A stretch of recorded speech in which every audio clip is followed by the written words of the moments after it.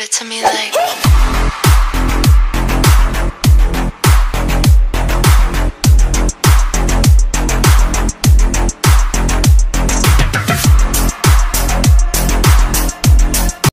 Guys, for today's video, si Cupcake magluluto ng pansit mulo. So, ayan na guys yung ingredients sa loob na bowl. Half kilo na ground pork,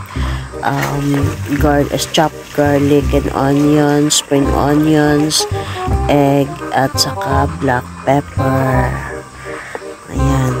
So, sa half kilo na ground pork, dalawang itlog nilagay niya. 1/2 teaspoon of black pepper, at saka ayan na guys, sinalo-halo na niya, at saka 3 stalks of spring onion, at saka 4 na piraso na garlic at 1 piraso na onion. So chop, Cupcake chop all of those things at nilagay doon sa meat. At ayan, panggisa niya. So meron siyang chopped onion and garlic also, at saka shrimp. Yun yung panggisa niya guys, at saka yung sabaw ng shrimp, at saka shredded chicken. Ayan, yun ilagay niya. So gawin niya yan, igisa niya yan guys, yung onion, garlic, at saka shrimp. So ayan na guys yung ginawa niya kanina ng ground pork.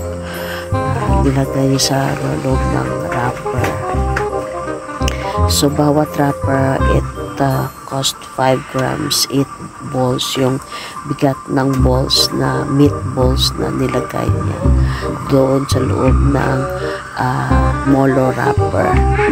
So ayan na guys, ayan na, dami pang hirap ni Cupcake kaya. So ayan na guys, tapos siya mag-isa. Ayan na, maya luto na yan. Ayan.